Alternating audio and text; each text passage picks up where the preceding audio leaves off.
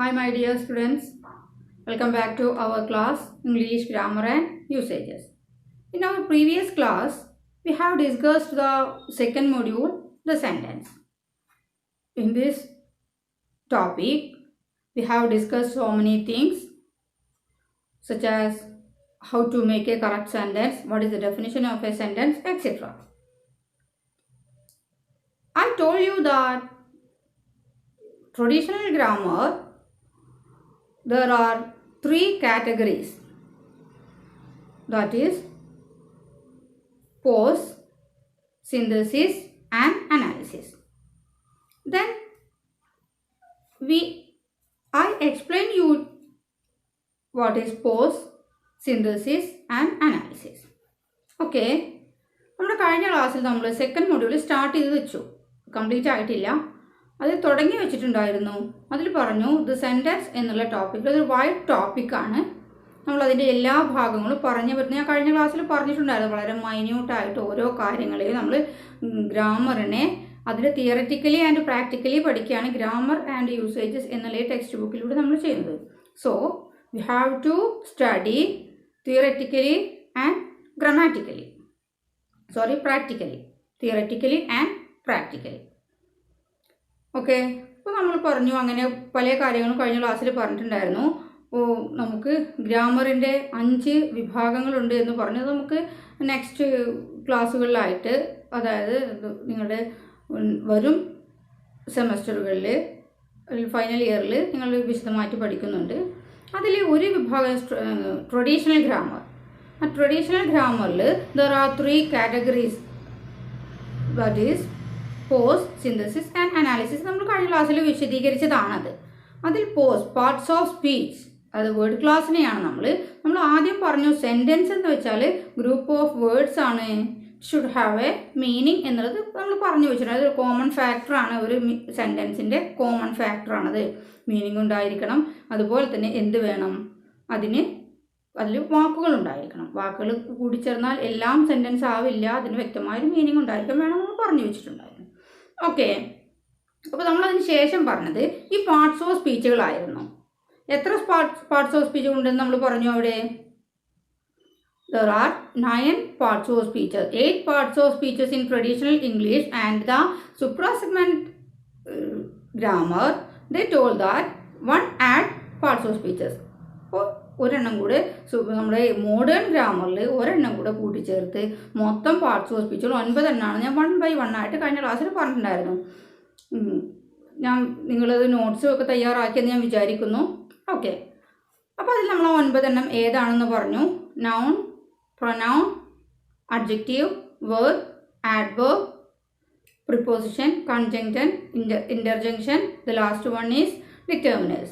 ഇനി നമ്മുടെ ഈ ക്ലാസ്സിൽ നമ്മൾ ചർച്ച ചെയ്യാൻ പോകുന്നത് ഈ പാർട്സ് ഓഫ് സ്പീച്ചുകൾ ഓരോന്നും how to use this in a sentence. ഒരു സെൻറ്റൻസിൽ ഈ പറഞ്ഞ പാർട്സ് ഓഫ് സ്പീച്ചുകൾ നമ്മൾ എങ്ങനെ ഉപയോഗിക്കുന്നു എന്നുള്ളതാണ്. ഓരോന്നിനും നമ്മൾ പറഞ്ഞു പാർട്സ് ഓഫ് സ്പീച്ച് എന്നാൽ സെൻറ്റൻസിൻ്റെ ഭാഗങ്ങളാണ്. ഇതിൽ ഒരു സെൻറ്റൻസ് ഉണ്ടാക്കുന്ന നമ്മൾ ഈ പറഞ്ഞ 9 പാർട്സ് ഓഫ് സ്പീച്ചും വേണമെന്ന് പറഞ്ഞു. നൗൺ വേണം, പ്രൊനൗൺ വേണം, അഡ്ജക്റ്റീവ് വേണം, ആഡ്വർബ് വേണം, വെർബ് വേണം, ഞാൻ പറഞ്ഞു 9 എണ്ണം വേണമെന്ന് പറഞ്ഞു. അപ്പോൾ how to use these parts of speeches in a sentence, how to use in proper way, എങ്ങനെയാണ് അതിൻ്റെ ശരിയായ രീതിയിൽ ഒരു സെൻറ്റൻസിൽ നമ്മൾ കറക്റ്റായിട്ട് എങ്ങനെ ഉപയോഗിക്കുന്നത്. അത് മാത്രം പോരോ, ഒരു സെൻറ്റൻസ് നമുക്ക് തന്നു കഴിഞ്ഞാൽ നമുക്ക് you know that we are English literature students, English language and literature students. അപ്പോൾ ലാംഗ്വേജിനെ കുറിച്ചാണ് നമ്മളിപ്പോൾ പറയുന്നത്. ആ ലാംഗ്വേജിൽ എങ്ങനെയാണ് നമ്മൾ എന്തുപയോഗിക്കുന്നത്, ആ ലാംഗ്വേജിനെ കുറിച്ച് പഠിക്കുമ്പോൾ ആ ലാംഗ്വേജിൽ ഒരു സെൻറ്റൻസ് കണ്ടു കഴിഞ്ഞാൽ അതിൽ എന്തൊക്കെയുണ്ട്, എങ്ങനെ ഉപയോഗിച്ചിരുന്നു, ആ ചേർത്തിരിക്കുന്ന വാക്കുകൾ ഏത് വിഭാഗത്തിൽ പെടുന്നു, ഇതൊക്കെ എങ്ങനെ ചെയ്യാൻ നമുക്ക് എക്സ്പ്ലെയിൻ ചെയ്യാൻ കഴിയണം. ഒരു ഇംഗ്ലീഷ് ലാംഗ്വേജ് ആൻഡ് ലിറ്ററേച്ചർ സ്റ്റുഡൻറ്റിന് ഒരു സെൻറ്റൻസ് കണ്ടു കഴിഞ്ഞാൽ അതിൽ ഉൾപ്പെടുത്തിയിരിക്കുന്ന വാക്കുകൾ ഏതൊക്കെ കാറ്റഗറിയിൽ പെടുന്നതാണ് എന്ന് നമുക്ക് പറയാൻ കഴിയണം. അതിനാണ് നമ്മൾ ഇങ്ങനെ ഫോക്കസ് ചെയ്ത് പഠിക്കണം എന്ന് പറയുന്നത്. ഓക്കെ, നമുക്ക് നോക്കാം. ഈ പറഞ്ഞ പാർട്സ് ഓഫ് സ്പീച്ചുകളിൽ ഏതൊക്കെയുണ്ട്. First one, noun. I will explain noun. അപ്പോൾ നൗണിന് നമുക്കൊരു ഫോർമുല ഉണ്ടാക്കാം. നൗൺ എന്ന കാറ്റഗറിയിൽ എന്തൊക്കെ വരുന്നുണ്ട് എന്ന് നോക്കാം. Noun is equal to P plus P2 plus A plus T. ഇതൊരു ഫോർമുലയാണ്. വളരെ സിമ്പിളായിട്ട് തോന്നാം നിങ്ങൾക്ക്. നമുക്ക് ഓർമ്മിച്ച് വെക്കാൻ വേണ്ടി ഉണ്ടാക്കിയൊരു ഫോർമുലയാണ്. ഗ്രാമറിൽ ഇങ്ങനെ ഉണ്ടോ എന്ന് ചോദിച്ചാൽ ഇങ്ങനെയൊന്നും ഉണ്ടാവണമെന്നില്ല കേട്ടോ. ടെക്സ്റ്റ് ബുക്കിൽ ഇങ്ങനെ ഉണ്ടാവണമെന്നില്ല. ഇത് നമുക്ക് വേണ്ടി ഉണ്ടാക്കുന്ന ചെറിയൊരു സൂത്രം. N is equal to, N means noun is equal to P. P means place plus P2, persons plus A, animals plus T, things. The place, persons, animals and things. ഇവരുടെയൊക്കെ പേരുകൾ കൂടി ചേർന്നാണ് എന്തെന്ന് പറയുന്ന കാറ്റഗറി, നൗൺ എന്ന് പറയുന്ന category. ഇപ്പോൾ മനസ്സിലായോ? P plus P2 plus A plus T, ഇതാണ് നമ്മൾ പറഞ്ഞ നൗൺ എന്ന കാറ്റഗറിയിൽ വരുന്നത്. അപ്പോൾ നമുക്ക് ഒറ്റ വാക്കിൽ പറയാൻ പറ്റും നൗണിൽ ഏതൊക്കെ ഉണ്ട് എന്നുള്ളത്. ഓക്കെ, ഇനി കാറ്റഗറി ഓഫ് നൗൺസ്. അപ്പോൾ നൗൺസിൻ്റെ കാറ്റഗറിയിൽ ഏതൊക്കെയുണ്ട്, നൗൺസ് എന്താണെന്ന് നമ്മൾ പറഞ്ഞു. ഇനി അതിൻ്റെ കാറ്റഗറൈസ് ചെയ്തിട്ട്, അതായത് ഡിവൈഡ് ചെയ്തിട്ട് അത് ഡിവിഷൻ ചെയ്യുമ്പോൾ ഏതൊക്കെ കാറ്റഗറി വരുന്നുണ്ട്, ഏതൊക്കെ വരുന്നുണ്ട് എന്നാണ് നമ്മൾ നേരത്തെ പറഞ്ഞത്. ഇനി അതിൽ പെടുന്ന ഗ്രൂപ്പുകൾ ഏതൊക്കെ, that is proper noun, common noun, collective noun, abstract noun. ഇത്രയും കാര്യങ്ങളാണ്. One more thing, material noun.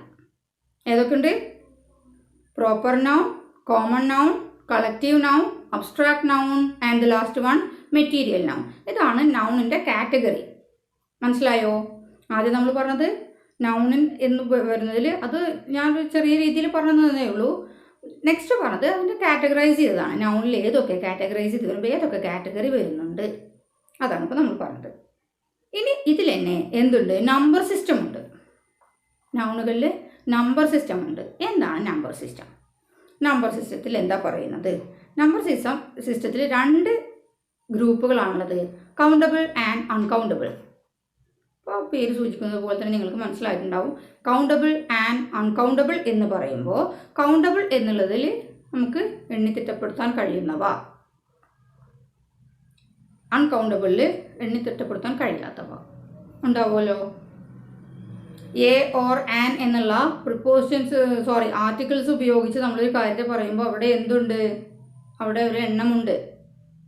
അതല്ലെങ്കിൽ 1, 2 or 3 എന്നുള്ളത് പറയുമ്പോൾ എണ്ണമുണ്ട്. സ്റ്റുഡൻറ്, ചിൽഡ്രൻ ഇങ്ങനെയൊക്കെ പറയുന്നതിൽ നമുക്ക് എന്താണ്, അൺകൗണ്ടബിൾ ആണ്. അതുപോലെ എക്സാമ്പിൾസ് ഇത് മാത്രമല്ല ഉള്ളത് കേട്ടോ. ഹൗ മനി എന്നുള്ളത് ഉത്തരം ലഭിക്കാത്ത എത്രയോ നൗണുകളുണ്ട്, ഇഷ്ടം പോലെ ഉണ്ട്, അൺകൗണ്ടബിൾ ആയിട്ടുള്ള നൗണുകളുണ്ട്. അത് മാത്രമല്ല, plural form and singular form ഉണ്ട്. How to make plurals from സിംഗുലേഴ്സ്, അതും കൂടി നോക്കണം നമുക്കിതിൽ. സിംഗുലറിൽ നിന്ന് എങ്ങനെയാണ് പ്ലൂറൽ ഫോംസ് ഫോം ചെയ്യുന്നത്. ഇപ്പോൾ 2 കാറ്റഗറി നമ്മൾ പറഞ്ഞു, കൗണ്ടബിൾ ആൻഡ് അൺകൗണ്ടബിൾ ഉണ്ട്. അതിൽ തന്നെ എന്തുണ്ട്, സിംഗുലേഴ്സും പ്ലൂറൽസും ഉണ്ട്.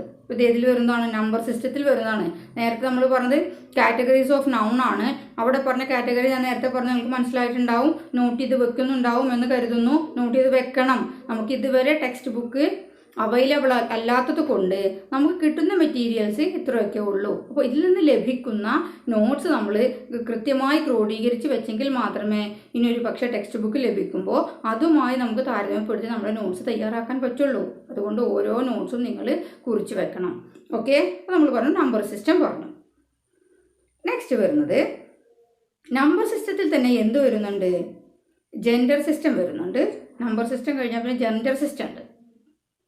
നൗൺ കാറ്റഗറി നമ്മൾ പറഞ്ഞതാണ്. നമ്പർ സിസ്റ്റം എന്താണെന്ന് പറഞ്ഞു. ഇനി ജെൻഡർ സിസ്റ്റം ഉണ്ട്. എന്താണ് gender system? You know, gender system means masculine gender, feminine gender, neutral gender and common gender. There are 4 gender category: masculine gender, feminine gender, neuter gender and common gender. How to define these categories of genders? എങ്ങനെ നമ്മൾ ഈ ജെൻഡറുകളെ എന്ത് ചെയ്യാൻ പറ്റും, define ചെയ്യാൻ പറ്റും, നിങ്ങൾക്ക് അറിയുന്നതാണ്. ഓക്കെ, അപ്പോൾ നമ്മൾ പറഞ്ഞു ജെൻഡർ സിസ്റ്റം. മാസ്കുലിൻ ജെൻഡർ എന്നുള്ളതിൽ വരുന്നത് മാസ്കുലിൻ മെയിൽ ജെൻഡേഴ്സ്. അത് for example boy, man, he, Amal etcetera. ഇങ്ങനെയുള്ള അതുപോലെ തന്നെ ആനിമൽസിൻ്റെ കാറ്റഗറിയിലാണെങ്കിലും നമ്മൾ പറഞ്ഞു മാസ്കുലിൻ ആൻഡ് ഫെമിനിൻ ജെൻഡേഴ്സ് ഉണ്ട്. അറിയാമല്ലോ. അങ്ങനെ ഏതൊരു ഇതിലാണെങ്കിലും നമ്മളങ്ങനെ ജെൻഡർ തിരിച്ചിട്ട് അങ്ങനെ ഡിവൈഡ് ചെയ്യാറുണ്ട്. Masculine, feminine, male and female genders എന്നുള്ളതിലാണ് മാസ്കുലിൻ ജെൻഡർ വരുന്നത്. നെക്സ്റ്റ് വരുന്നത് feminine gender, female gender. Example girl, woman അങ്ങനെ എക്സെട്ര. അതേ നമ്മൾ നേരത്തെ പറഞ്ഞ അതേ കാറ്റഗറിയിൽ പെട്ട തന്നെ ഫീമെയിൽ ജെൻഡേഴ്സിനെ നമ്മൾ ഫെമിനിൻ ജെൻഡേഴ്സിൽ ഉൾപ്പെടുത്തുന്നു. നെക്സ്റ്റ് വരുന്നത് ന്യൂട്രൽ ജെൻഡർ. അപ്പോൾ ആ മറ്റു രണ്ട് നമ്മൾ നേരത്തെ പറഞ്ഞ മാസ്കുലിൻ ആൻഡ് ഫെമിനിൻ ജെൻഡേഴ്സ് നമുക്ക് ഫെമിലിയർ ആണ്. ഇനിയുള്ളത് ന്യൂട്രൽ ജെൻഡറാണ്. ഈ ന്യൂട്രൽ ജെൻഡർ എന്നുള്ളതിൽ ഏതിൽ പെടുന്നു? അത് തിങ്സ് എന്നുള്ള വസ്തുക്കൾ എന്നുള്ള കാറ്റഗറിയിലാണ് പെടുന്നത്. വസ്തുക്കൾ തിങ്സ് ആണത്. Table, chair etcetera. ഇതിലാണ് നമ്മൾ ന്യൂട്രൽ ജെൻഡേഴ്സിനെ. അവിടെ മാസ്കുലിൻ ആൻഡ് ഫെമിനിൻ എന്നുള്ള കാറ്റഗറി ഇല്ല. അതുകൊണ്ട് തന്നെ അത് ഏതിൽ ഉൾപ്പെടുന്നു? ന്യൂട്രൽ ജെൻഡറിലാണ് ഉൾപ്പെടുന്നത്. തിങ്സിനെയാണ് നമ്മൾ അതിൽ ഉൾപ്പെടുത്തുന്നത്. Okay, the last one common gender. ഇത് ഏതിൽ വരുന്നു? കോമൺ ജെൻഡർ ഇപ്പോൾ നമ്മൾ മറ്റു ജെൻഡേഴ്സിന് പറഞ്ഞ പോലെ ഒരു വ്യക്തമായ ഡെഫിനിഷൻ നൽകാൻ നമുക്ക് എന്തിൽ കഴിയില്ല? കോമൺ ജെൻഡേഴ്സിന് കഴിയില്ല. കാരണം ഇതിനെ നമുക്ക് അങ്ങനെ ഒരു ഡിവൈഡ് ചെയ്ത് മാറ്റി നിർത്താനും പാർട്ട് ചെയ്യാൻ പറ്റിയതല്ല കോമൺ ജെൻഡേഴ്സ് എന്ന് പറയുന്നത്. എന്നാൽ നമുക്ക് how to identify these genders from others, മറ്റുള്ളത് ഇതിനെങ്ങനെ നമുക്ക് മനസ്സിലാക്കാം എന്നുള്ളത്. ഹൗ ടു ഐഡൻറ്റിഫൈ എന്ന് ചോദിച്ചാൽ it's animated things. Animated things related to human. Animated means you know that related to human. മനുഷ്യനുമായി ബന്ധപ്പെട്ടതാണ്. For example students. സ്റ്റുഡൻസ് എന്നുള്ള കാറ്റഗറിയിൽ ബോയ്സ് ഉണ്ടോ ഗേൾസ് ഉണ്ടോ ഇവ ഒന്നും നമ്മൾ നോക്കാറില്ല. സ്റ്റുഡൻസ് എന്ന് പറയുന്നത് വിദ്യാർത്ഥികൾ എന്ന് പറയുന്നത് അതിൽ വിദ്യാർത്ഥിയും ഉണ്ടായിരിക്കും വിദ്യാർത്ഥിനികളും ഉണ്ടായിരിക്കും. ടീച്ചേഴ്സ് ഈ കാറ്റഗറി, അതിൽ മെയിൽ ടീച്ചർ ഉണ്ടാവും ഫീമെയിൽ ടീച്ചറും, അധ്യാപകർ എന്ന് പറയുന്നത്. സിബ്ലിങ്സ്, ഇതൊക്കെയാണ് നമുക്ക് കോമൺ ജെൻഡേഴ്സിൽ ഉൾപ്പെടുത്താൻ കഴിയുന്നത്. മനസ്സിലായോ? അപ്പോൾ ജെൻഡർ സിസ്റ്റം എന്നുള്ളതിൽ masculine gender, feminine gender, neutral gender and the last one is common gender. ഇതിൻ്റെ എക്സ്പ്ലനേഷൻസ് മനസ്സിലായല്ലോ. Masculine and feminine is familiar. The next neutral gender, it's about things, വസ്തുക്കളെ കുറിച്ചുള്ളതാണ്. ആ കാറ്റഗറിയിൽ പെടുന്നതാണ്. നമ്മൾ എങ്ങനെ ഐഡൻറ്റിഫൈ ചെയ്യാൻ കഴിയും? ന്യൂട്രൽ ജെൻഡറിൽ ഉൾപ്പെടുന്നതെല്ലാം എന്തായിരിക്കും? തിങ്സ് ആയിരിക്കും. The last one common gender.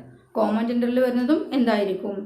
അത് ഒരു ഗ്രൂപ്പ്. നമുക്ക് എങ്ങനെ ഐഡൻറ്റിഫൈ ചെയ്യാൻ കഴിച്ചാൽ ഒരു ഗ്രൂപ്പാണ്. അത് എന്തുണ്ടാവാം അതിൽ? It's related to human being.